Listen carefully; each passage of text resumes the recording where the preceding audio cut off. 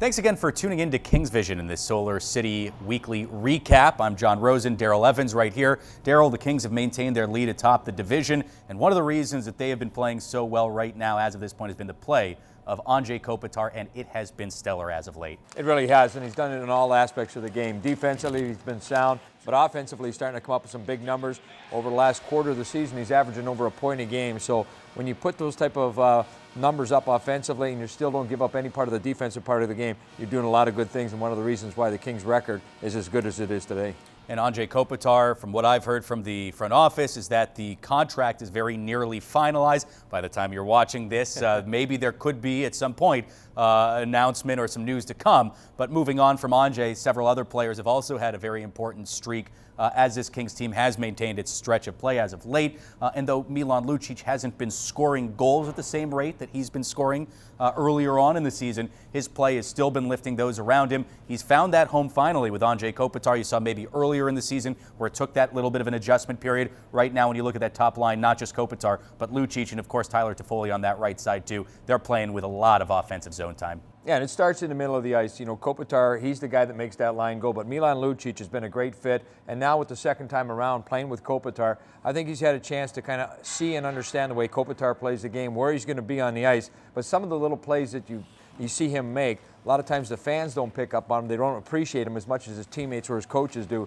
Subtle little plays in the defensive zone to get pucks out, as we've seen lately, face-off, boxing guys out, not allowing them to be able to get to the puck. So he creates that space for those two guys. And it's no coincidence also that Tyler Toffoli is starting to put the puck in the net on a pretty good pace right now. And you saw these guys really contribute all together in that sequence right there in the first goal that the Kings scored against the Detroit Red Wings earlier on this week. You saw it as Luke Schenn made a couple of big hits on Dylan Larkin deep in the defensive zone, sends a puck around the boards. Good job by Milan Lucic shielding Brendan Smith from the puck. He's able to play it up to Kopitar. Kopitar toe drags on a beautiful move around the defenseman. Mike Green is able to send it there to Toffoli for the tap in there. So that play starts in the defensive zone, and one of the players who has been strong since he's joined this team has been Luke Schenn. He's certainly brought a lot of that physicality. He has, and that's exactly what the Kings were looking for when they acquired him. They were looking for a little bit more meat on the back of the blue line. Missing a big body like Matt Green, Robin Regeer, who retired. So it's two big, experienced, veteran-type players that play that heavy style of hockey, and Luke Schenn's been able to provide that. He's a guy who can pick up a little bit of time on a penalty kill, and as long as he simplifies the play in the defensive zone, get the puck to the forwards, as he did in that sequence right there, good things are going to happen for him. So nice to see the effect that he's had and the impact that he's had in just a couple of games. I want to talk more about the newcomers, too. One of them, obviously, Vincent Lecavalier, Tampa Bay Lightning legend. It's really cool that somebody that's going to have his name, his number retired up there, hung in the rafters in Tampa Bay, is now somebody that's on this Los Angeles Kings team. And this isn't just somebody that's coming in, hoping to spell a couple minutes. He's been put in a position to be able to help out this Kings team. Matt, we just spoke with Daryl Sutter.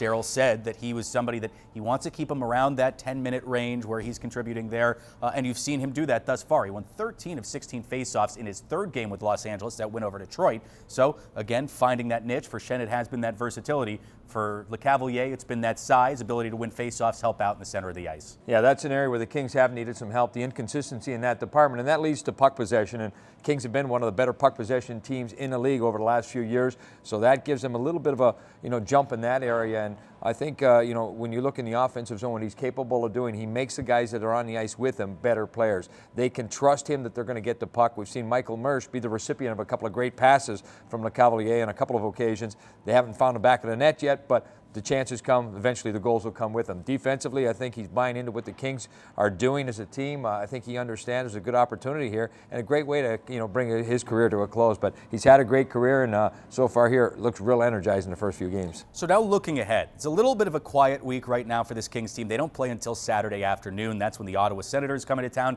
You get that great look between Drew Doughty and Erik Karlsson, who by all accounts may be right now the two best defensemen in the game today. But looking a little bit ahead of that, I don't want to look past any opponents here. That's always a no-no.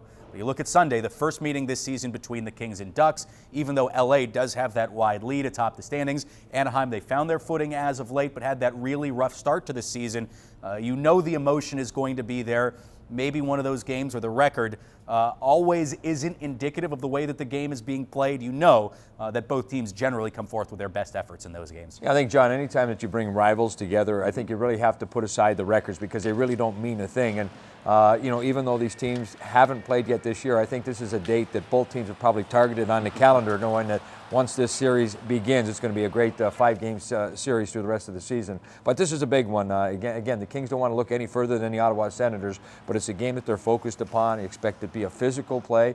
And, think from the standpoint of the Ducks, it's kind of almost a last kind of kick at it. They've got to come out and they've got to prove a point, and they've got to get their game turned around because the season's starting to wind down. I know there's half a year left, but too many teams that are in between, and when you have to overcome all those, it's tough. So I think the Kings can expect a great game from the Ducks, and I expect the Kings to come out and provide their A game as well. And we heard Daryl Sutter say you don't want to be one of those teams chasing a playoff spot. There are too many teams, not enough chairs to go around right now. It should also be noted that the Ducks also play the Dallas Stars on Friday night, so they'll be looking for that game Friday and that game Sunday to help turn their season around as well. But a lot more to talk about. We're going to be here all month long here with the SolarCity recaps and looks ahead at the coming week, just because we're not traveling any farther than the Mountain Time Zone up until the Grammy trip coming up. So a big thank you right here to Daryl Evans. Thanks, Daryl. Always a pleasure, Johnny. And we'll be back again next week with another SolarCity recap.